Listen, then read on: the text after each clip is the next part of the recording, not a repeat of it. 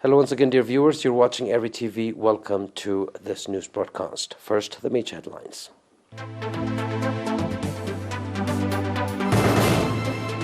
43 patients diagnosed positive for COVID-19. Eritreans in the diaspora extend material support to the National Association of Intellectual and Developmental Disability. Container ship wedged for a week in the Suez Canal freed. Dozens killed in besieged Mozambique gas town.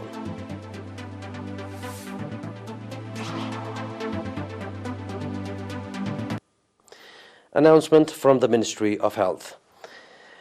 43 patients have been diagnosed positive for COVID-19 in tests carried out at quarantine centers in Diaspora, Southern Red Sea, Central and Southern regions in the past 3 days.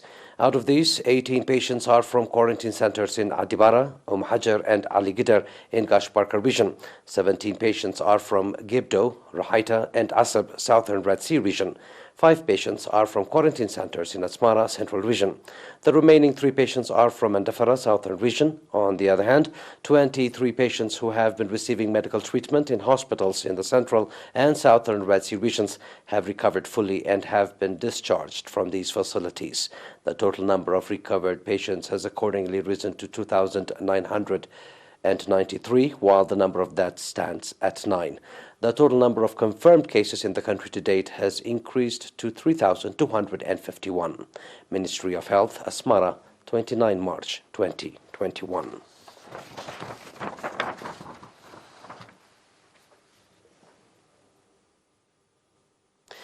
Eritrean nationals and national associations in the diaspora extended material support to the National Association of Intellectual and Developmental Disability of Eritrea. The support was extended by members of the National Union of Eritrean Women and PFDJ in Sweden, members of Hadelibi in Germany, as well as one citizen residing in the Netherlands. Similarly, nationals residing in the U.S. also extended 7 wheelchairs to the association. Commending the support the nationals and national associations extended, Ms. Ergalem, head of organizational affairs at the association, said that the responsibility of supporting disabled citizens is not to be shouldered on the government alone, and called on all citizens to continue their contribution so that disabled citizens become self-supportive and productive members of the society. The National Association of Intellectual and Developmental Disability of Eritrea, that was established before 10 years, has about 3,000 members and is active in the 6 regions and 44 subzones of the country.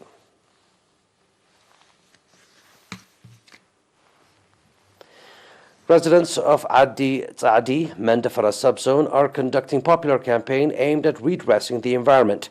The popular campaign includes construction of terraces and water diversion schemes.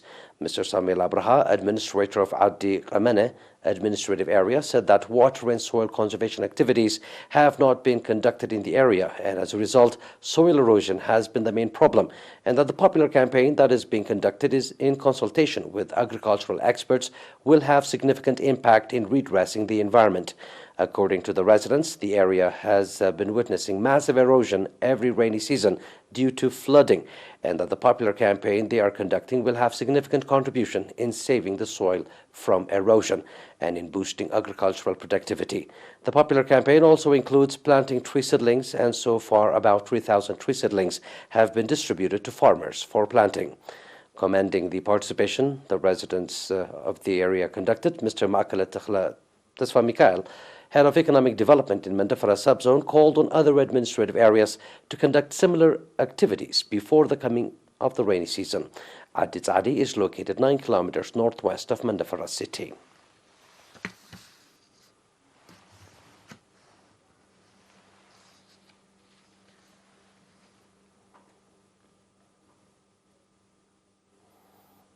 Those are domestic news. Please stay tuned for the international right after the short break.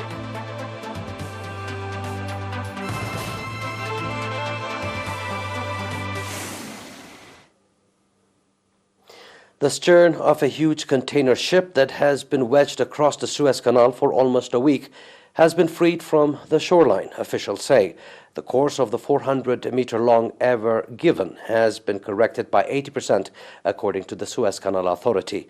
Efforts to move the boat resumed later today, but the head of a company involved in the rescue efforts urged caution, warning that completing the operation would not be a piece of cake.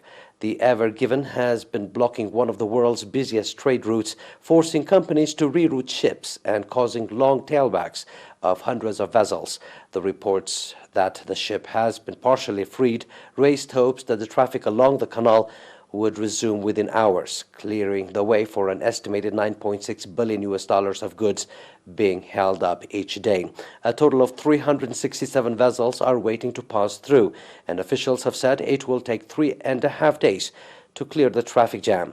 The canal, which separates Africa from the Middle East and Asia, is one of the busiest trade routes in the world, with about 12% of total global trade moving through it. It provides the shortest link between Asia and Europe.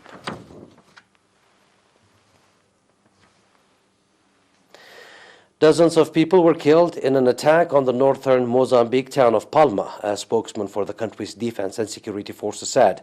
Hundreds of other people, both local and foreigners, have been rescued from the town next to the gas project worth $60 billion.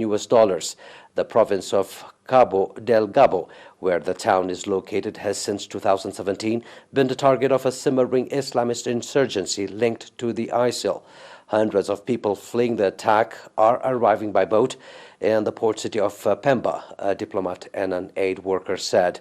The security forces were seeking to eliminate some pockets of resistance after spending the past 3 days focusing mainly on rescuing local and foreign citizens. It has not specified the name of the group, and there has been no claim of responsibility. Militants struck Palma, a logistics hub for international gas projects worth $16 billion on March 24. The government has yet to re-establish control. The diplomat and a source of security directly involved in the operations to rescue Palma said.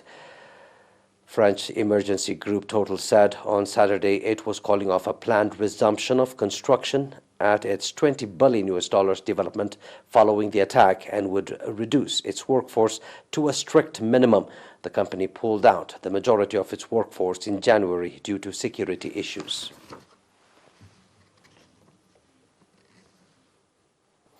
Hundreds of Cubans took to Havana's famous seaside drive on Sunday in a colorful caravan of cars, motorcycles, and bicycles to demand the United States lift its 60-year-old embargo on the Caribbean island nation. The caravan was part of a weekend of small protests and caravans in more than 50 cities around the world, including in the United States, supported by local authorities in hopes of influencing the Biden administration to change U.S. policy and to counter a campaign by Cuban exiles to keep the embargo in place. The Biden administration says it is reviewing U.S. policy on Cuba, but has not indicated when it will act or what it will do, nor whether Biden will fully revert to the historic detente between Washington and Havana that was initiated by former President Barack Obama.